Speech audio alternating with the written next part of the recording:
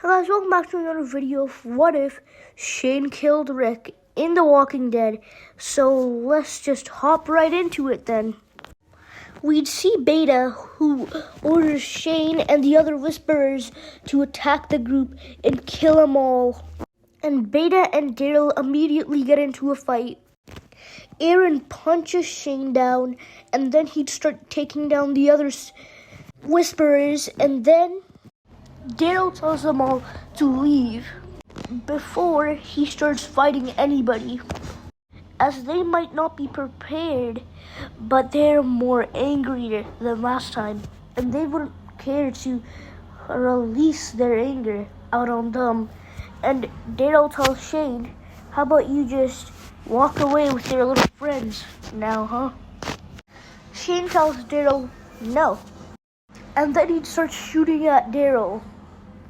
Daryl fires back, and Shane would have to get in cover.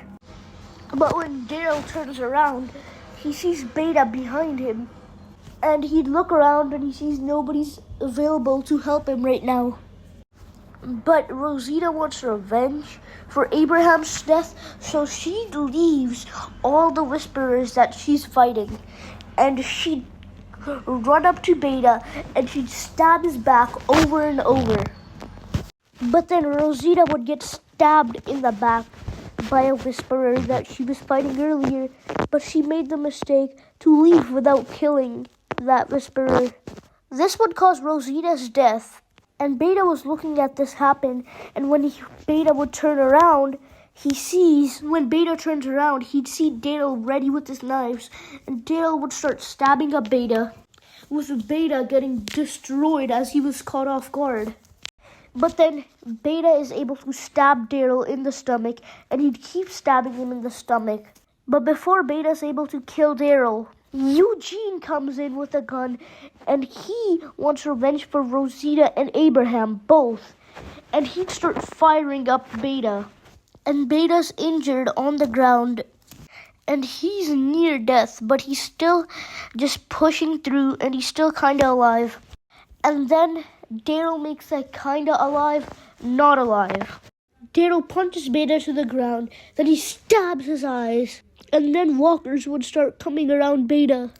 And Beta tries taking out the knives, but when he takes them out, but a horde of walkers then just ends up getting Beta before he can run or just crawl away somehow.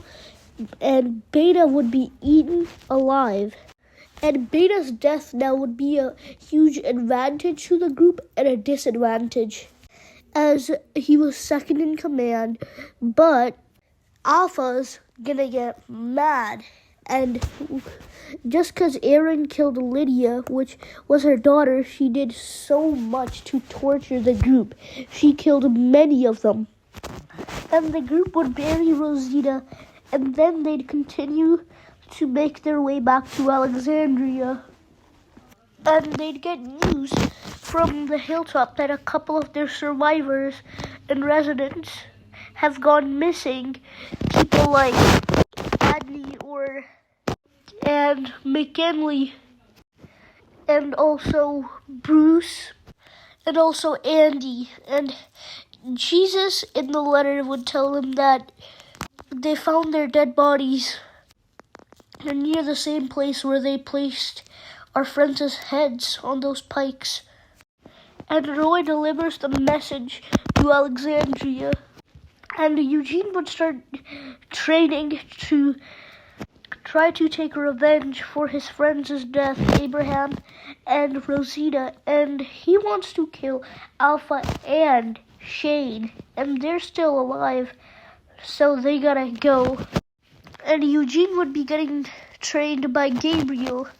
But then they see everyone panicking in Alexandria.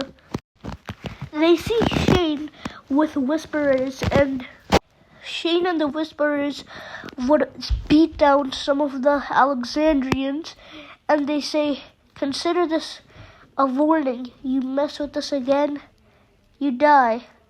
But that's gonna happen anyway now. You killed Beta, and now we're gonna take revenge. So get ready, because you're not prepared for what's coming, my friends. Carl tells Shane, stop. For me, for Judith. Judith is your daughter and my sister. You're not my father, but you were like one to me. But you killed my father, and you killed ruthlessly. And what's that gonna get you, huh? Is that gonna make your life any better? Just killing away people? Is that gonna help you out? Is that gonna change something? It's not gonna change something. If anything, it's gonna make it worse. You killed our friends.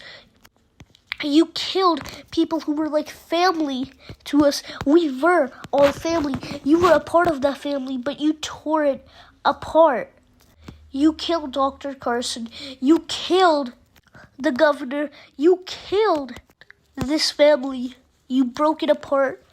But if you just stop right here and you just leave us alone, it'll all start to recover. But you gotta go, and you gotta go right now if you want to change anything. Shane aims his gun at Carl and tells him, I'm okay. I don't think I'm gonna take that deal, my friend. Or maybe I will, after all of you are in the ground.